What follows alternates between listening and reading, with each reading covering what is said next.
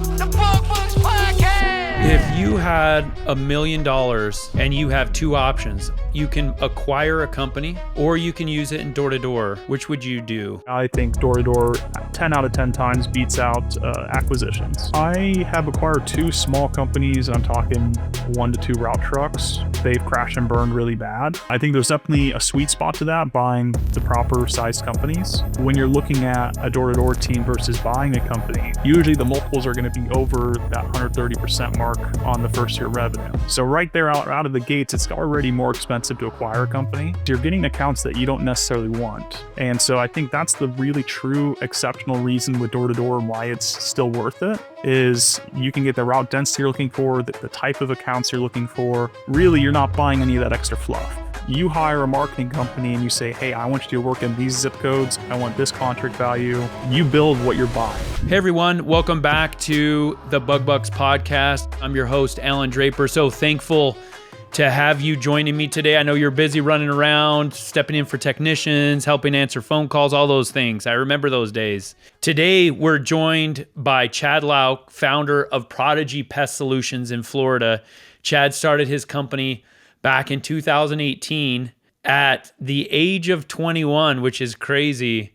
After just a few years of door knocking experience, what began as a one-man operation built on trial and error has grown into 3 thriving branches with a 4th on the way next year. Chad is also passionate advocate for ethical door-to-door sales and how the right approach can truly elevate our industry. So with that, welcome to the show, Chad. Glad to have you. Glad to be here. Thanks.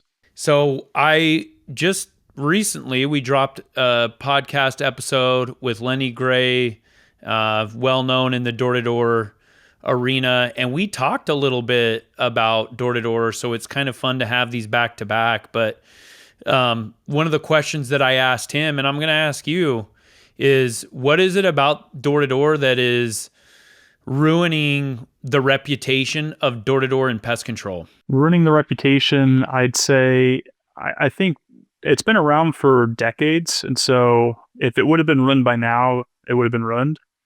So I think it's always going to be there to a certain extent. I think it's become apparent on social media the past couple of years how much potential lucrative money the reps can make. And maybe some of the consumers don't like that, and maybe some of the business owners don't like that. It does seem to be a disparagement in wealth in terms of earnings from the technician side or the office side, even internal sales versus just outside sales with the door-to-door teams. And I think a lot of people too, like if you ask an average Gen Z, their main goal is to get Instagram famous or TikTok famous. And so a lot of guys are making skits on the doors, being a little unethical or maybe just inappropriate to get traction. Yeah, I mentioned that during my podcast episode with Lenny. This guy that works, he actually knocks for a buddy of mine, and he delivered a fake Amazon package and said somebody had to sign for it, and then she actually signed a year agreement. And it's just like... And then he told her, he's like, oh, you just signed up for a year of pest control. And either she's the best actress in, I think she was in a trailer house, or it was a pretty small house, right? It wasn't like, anyway, or she was not aware. She was actually like, it was real. Either way, it was just really dumb, man. And I don't know if it's my age speaking, but, you know, I guess it's cool for Instagram reel. But in terms of like actually building a business, it's really dumb. But, you know, speaking of door-to-door, and you know a lot about it, you've been in it for, 7-ish years. What is longer than that, dude? Longer, almost a decade, right? If you knocked for a few years before you started your company. Yeah.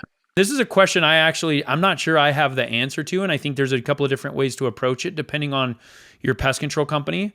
What's the most that a pest control company can pay for a door-to-door account and it makes sense for them financially? And what I mean by make sense for it financially is not that they eventually sell and then make money on the back end, but they're operating a profitable pest control company. What do you think those rates are? It's funny you say that because I actually got into the marketing side this year. So I opened my own marketing company. We're doing third-party work. We actually had a partnership with Rose Pest Control out Michigan. of Chicago. Michigan, yeah, Midwest. No, not that Are one. they different? Yeah, so that's the other owners. Are those Rose? Yes. Okay. Yeah. So we weren't competing against you. That's a different family. Okay, gotcha. Okay. Yeah, so it was in Illinois. And they've been around actually the longest history of pest control in the nation, 164 years, I believe. What? So to say that they're going to sell out and make money on those accounts, I really highly doubt that's their plan when they hired us. Yeah. And I'm sure the way the market is headed with the prices, it's not unheard of for companies to be paying anywhere from, on the lower end, maybe 35% for a new rep that they recruited in-house, or on the very high end, someone that hires a marketing company, brings on a team, and they're completely hands-off, could be over 130% on the annual contract value. 130. So that's what we've seen. I don't personally charge that much, but that's what we've seen out there as competition. Yeah. Holy cow. I haven't seen those that high, and I help place marketing teams with pest control companies sometimes, not usually proof teams. We use most of those in-house, but yeah, and that's the thing is that, and I've heard people say like, hey, that's too much. But dude, deep down, I'm a capitalist. And if somebody wants to pay something for something, whether it's a house or a car or whatever, it's got to be worth it to them, right? It's not, and so Right. I believe the market kind of settles all.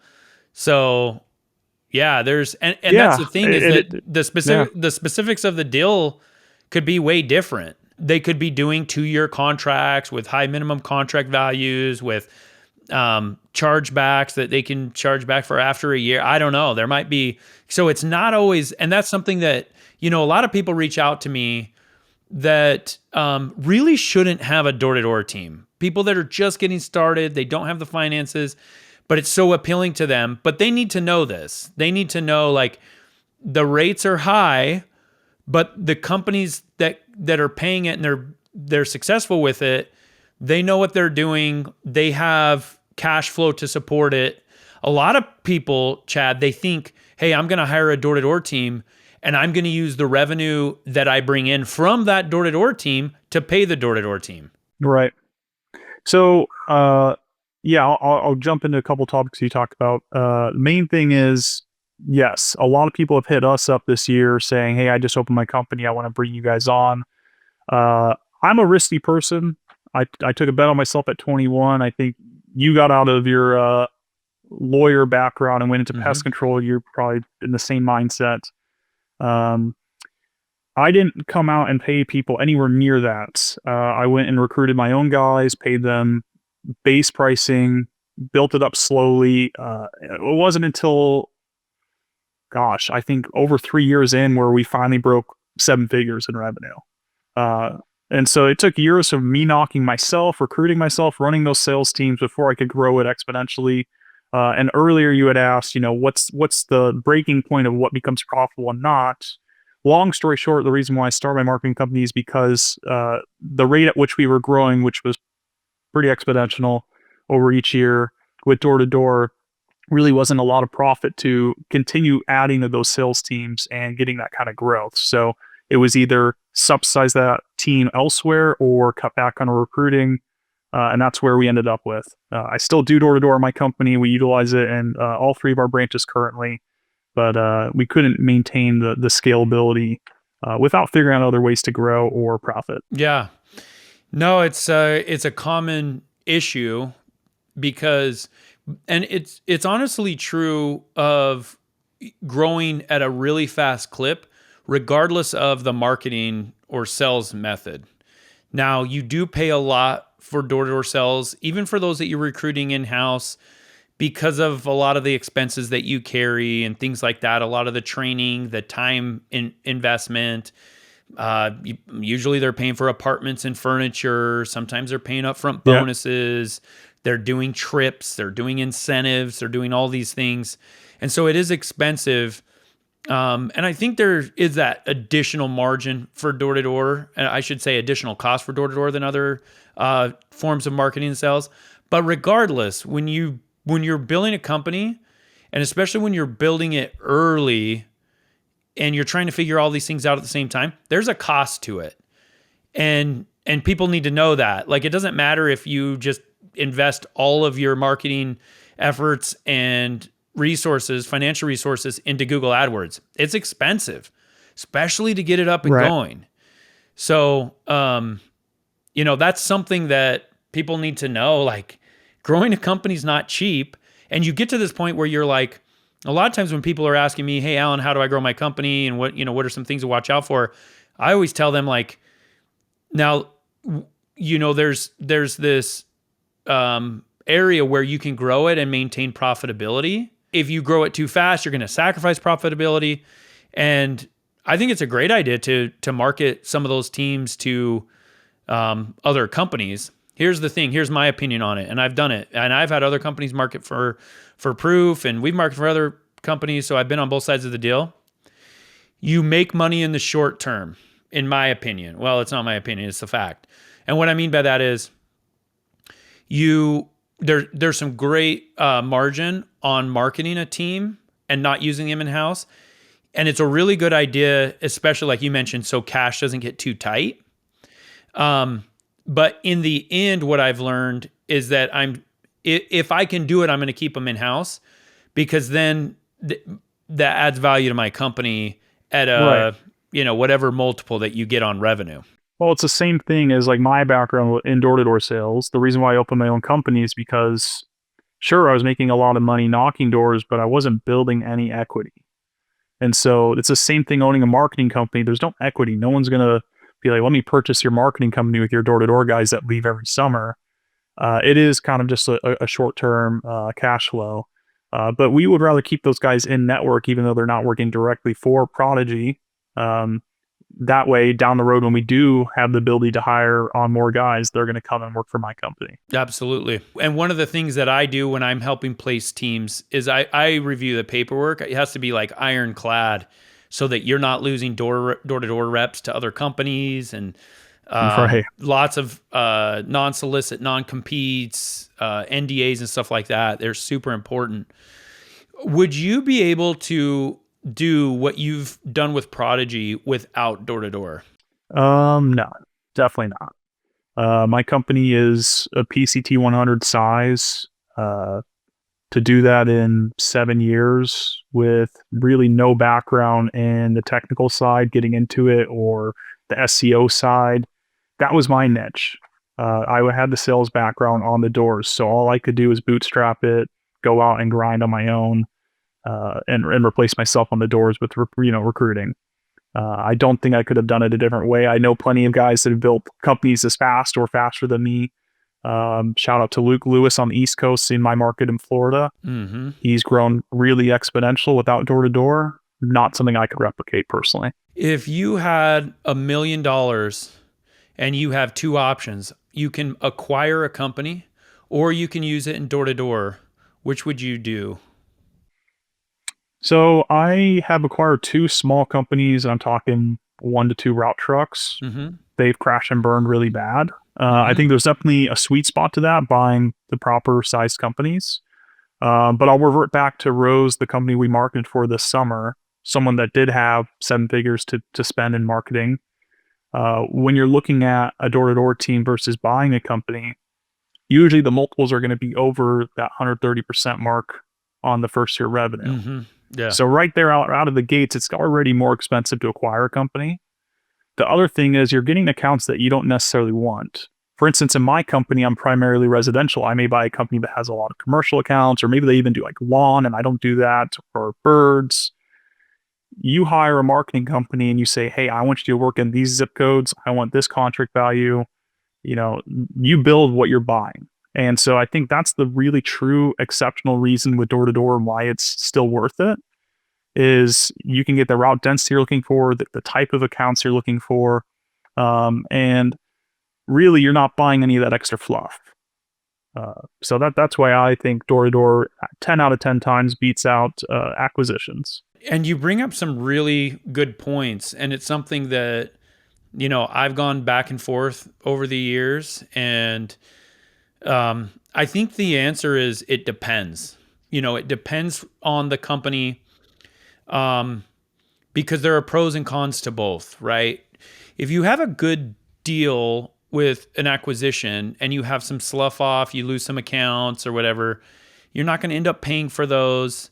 But you hit the nail on the head, which might be the determining factor, and that's the multiple. Your multiple is going to be more than you pay for door to door on the front end. But in an acquisition scenario, it works the same way if someone's acquiring you. I think you can have some subset of your customer base that's door to door. Companies that use exclusively door to door, they get hammered pretty good on multiple. But we've also seen companies do really well that either have a subset of multiple. Some of the best recently. Yeah, so some of the best multiples that I've heard recently either had a very small door-to-door contingency or a past door-to-door contingency. The best multiples I've seen are not like more than 50-60% of revenue the previous year prior to acquisition. But I'm not sure about this. So I think that's the trade-off. But I think it's really important that, like you were mentioning, dude, this is what you know. It's where you came from. You're familiar with door-to-door. You're comfortable with it. And before I choose one or the other, it's like, and then you didn't have such a great experience with some acquisitions.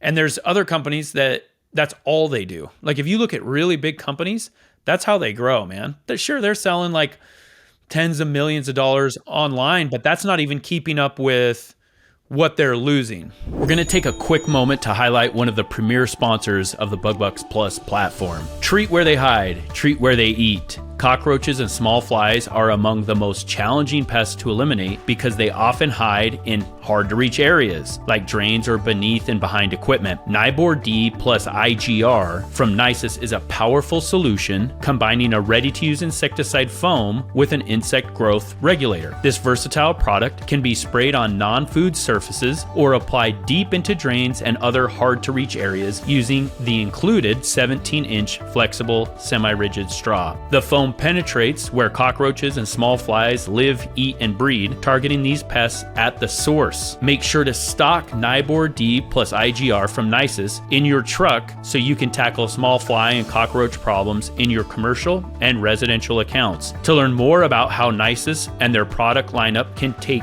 your company to the next level, DM the phrase Nisus, N-I-S-U-S, to the BugBucks Facebook page. Now, back to the show. I think if we were to rephrase the question and change it from $1 million to maybe $10 million, if you were given that, right? If I'm a company that's, let's say, $30 million recurring revenue, and you're trying to grow by 10 million, the door-to-door side, that may be tough for you to scale without the infrastructure, getting the technicians on board, the office, the CSRs, all that stuff, versus when you're buying a company of that size, it's coming with all of that. Dude, you're you getting just hit the trucks, nail you're on the getting head. the technicians. So I think there's a happy medium. If we're talking $1 million, that's something I can scale in the summer, no problem, either end. On the door-to-door side, and the office side, it really doesn't matter. I think everyone can admit that that's not too hard to do. But yeah, when we're talking 10 million, I would probably choose the acquisition. That's such an important aspect that I didn't bring up. It's like, well, what are the other resources? So the way to get a really, really good multiple, those top tier multiples, is you become a platform company. And what I mean by that is you're a company where they don't change your name, right? You have some goodwill in the brand, you have some intellectual property, and it's like the private equity company or even one of the large pest control companies, there's Orkin branches and there's Terminix branches that go by other names. And you just get more multiple for that. And it's like, in addition, and this is a really key aspect, especially if you're talking about the larger acquisitions, or the larger growth numbers, like $1 million, adding $1 million in rev or 10 million in rev, is that you get all these other resources.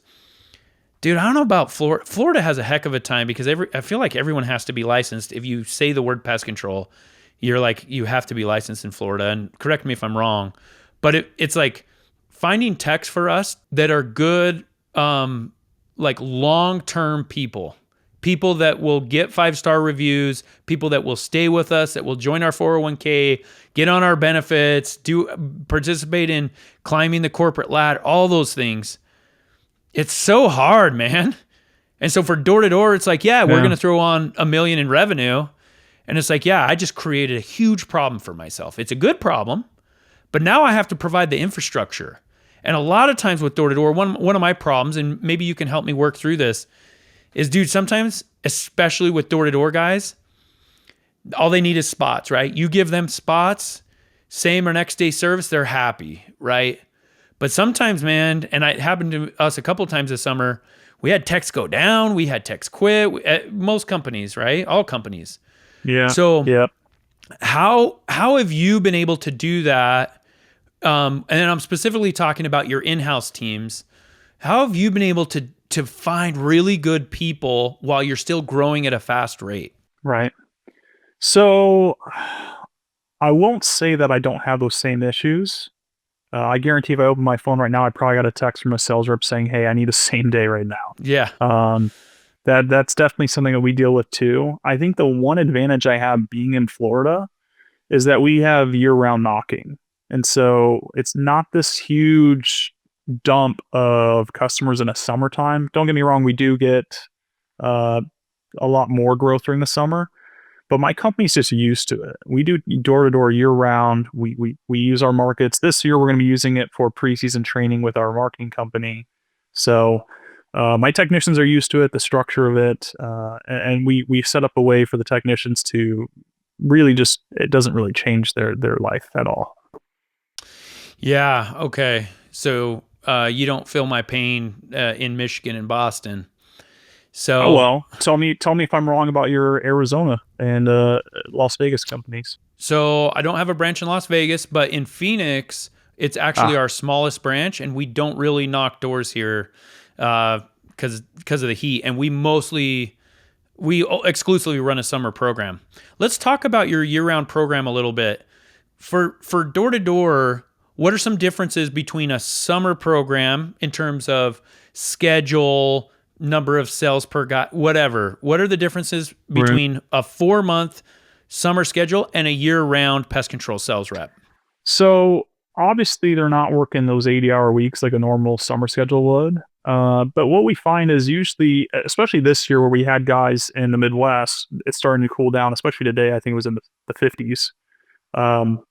They're actually going to be coming to Florida. And so they went from doing that schedule to now probably being a normal 9-to-5 schedule.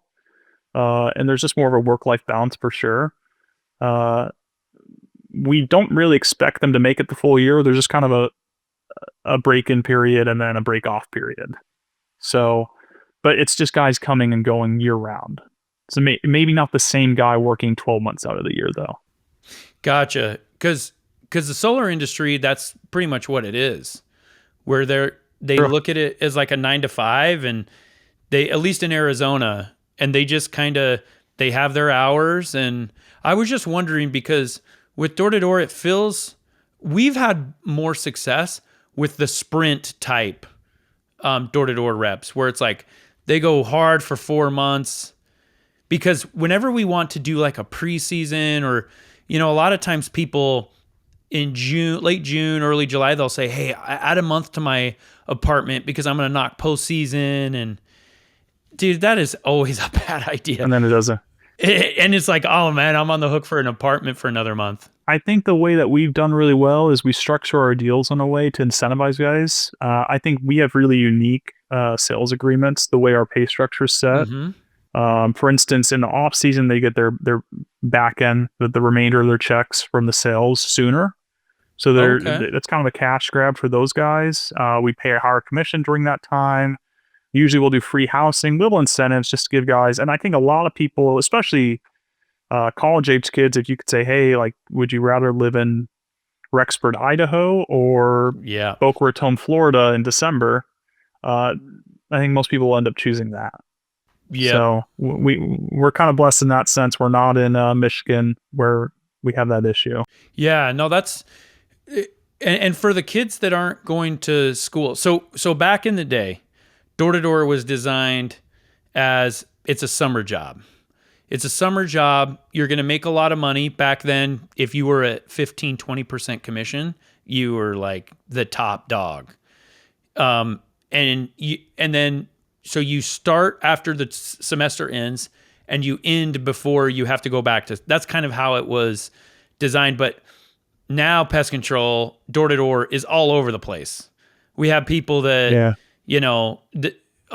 a lot of them aren't going to school at all. They still college age, a lot of them, and live the college life. But I think that option to knock postseason or more year round, I think that's great. And here's one of the reasons why I think it's, and I'm going to make some people mad by saying this, but it's true.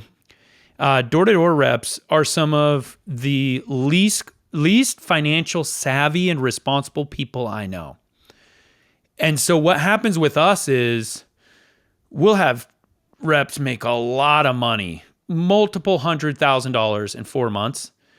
And we do back ends in the fall and then at the beginning of the following year.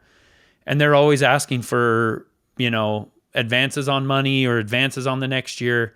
And it's like, you're single, dude. You've already been paid $100,000. Like how? And then we find out that they didn't pay their taxes. And so I think it's a great option for people and we try to do deals like that when somebody asks for money. It's like, well, let's set you up. Let's go get you knocking doors somewhere and get that upfront money. But have you specifically talking about that and we've got just a few minutes left here, but dude, for the last 10 years, I've been on this mission to help people generally, but especially door-to-door reps manage their money better. Have you seen that? And what are if you've seen some reps that are better with their money than others, what's the difference or what's the problem? And how do we address this, man? Right. Yeah. I think ultimately what you're looking at is a fast lifestyle. These guys are working crazy hours and when you get the money, it's gone. It's the sales life. That's just how it is. Like I said, I think social media plays a big part of that. These guys, they want to get into the recruiting and they got to show people they make money. So they go buy the flashy car, which I think both of us can admit we've done that. They gotta flaunt it to get more guys underneath them, which is kind of the model. We've done somewhat of a good job of that. We brought in accountants to meet with our guys, kind of talk about budget planning. I think getting into real estate's been a lot of pushes. I've seen some big companies actually incentivize their reps to get into owning real estate. I think maybe your model is not the same as mine, but we pitch guys the opportunity of getting into equity with branches, opening them up. Yep. And so you got to pitch them that you get. Yeah. Okay. Yeah. So you got to pitch those guys that you're going to need money to do this, several hundreds of thousands of dollars to buy in. And so don't just blow all your money this year. Save it over 1 to 2 years and be ready to come to us when we're ready for an opportunity, or else you miss it. So I think that's how we've been able to convince guys to do that. But like I said, it is kind of the model. It's the nature of the beast. When I was that age, 19 years old, getting a 6-figure check, I think there wasn't a lot of accountability, I guess, to follow. And you kind of just assumed, I'm going to be doing this a couple more years. I can make it work. But there is a shelf life on it. Usually people fall off after a couple of years. The lifestyle catches up to you. Let's talk growth, real aggressive growth. If your company's already doing $1 million or more in revenue, but you're feeling stuck, it might be time for you to call in somebody who plays at your level. Pesty is the marketing agency built for ambitious pest control operators. They work exclusively with companies doing $1 million plus because that's where their playbook works best. Their clients don't just improve, they scale. 3 of them are actually now on the top PCT 100 list. One wasn't even on the radar a year ago. Another moved up 3 positions. Pesty doesn't chase impressions or fluff metrics. They build campaigns that generate qualified leads, own local search, and push serious operators to the front of the pack. So if you're tired of just getting by with your lead flow, visit pestymarketing.com. That's Pesty, PESTY marketing.com. Pesty's not your vendor, they're your growth engine. It's tough, man. It's a really tough career. And few people, I actually don't know anybody that has just knocked doors for more than a decade. They either go into ownership and the model's great for that. It's a great model for people coming from door to door to build a company or to get equity in a company like Prodigy or to start to build a sales team or become a trainer. There's a lot of options there. But in terms of just leaving for the summer, leaving your family or even have them go out with you, or it's tough to get the family situation all balanced and everything. So, it's a great point to bring up, like, hey, it's not going to be like this forever.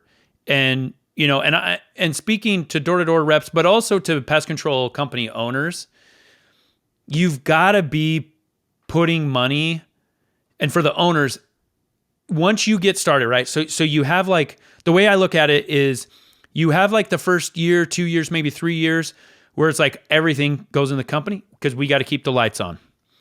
Once you get over that, you need to start taking money out of your company. And with door-to-door reps, you need to start taking that money out of your bank account and deploying it elsewhere so that it can work for you. So, but one of the problems is company owners, like door-to-door reps, they spend it before they, decide what to do with it responsibly. And you've got to get it away. So I always say that you have to save at least 10% of everything you make, and you never, ever, ever spend it.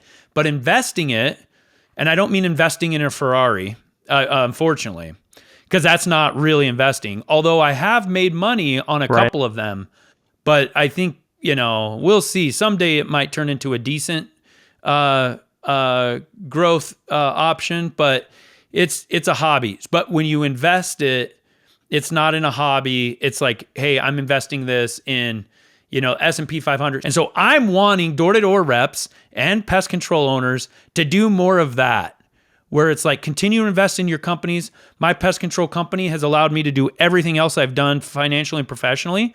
So I'm not shortchanging that. Just get a piece of that somewhere else. And for the door-to-door reps, get a piece of that somewhere else. Invest in a company like Prodigy. Save that money so that when Chad calls you and says, hey, I need you to write a check for 100 or 200 grand, whatever it is, you're in a position to be able to do that. So, it kills me, dude, when these kids make so much money, because most people, the more money they make, the more money they spend. And it's just, it limits their ability to control their time. Well, I think, you had said that you were talking earlier about the technicians, getting them to the career, getting them bought in. That's actually the opposite of the door-to-door guys. I'm like, if you are under the mindset that you're going to make this a career, you're a fool. Because there is a shelf life, like you were talking about. I only know of one person who's made it past a decade, like you had mentioned. That's my brother. He just knocked this summer. He's 34. He's got 2 kids. You're right. It gets really hard to move your family across the country. It's not something that you can really do long-term as a career. So you do need to figure out ways to make money and invest. And I totally agree with you on that. 100%. And the thing is that, the opportunity for them to do that is right now. And it's tough because door-to-door reps and anybody else that makes quite a bit of money in a relatively short period of time, they think, I'll be able to replicate this. And you hope that you will, right? That's the idea. But we need to diversify our assets. We need to get income coming through multiple sources. So, man, if you're a door-to-door rep or a business owner that's just really bad with your money because you're making a lot of it right now, just stop, man. Because what you could do is just make so much of it, so much more of it in an easier way than you are right now.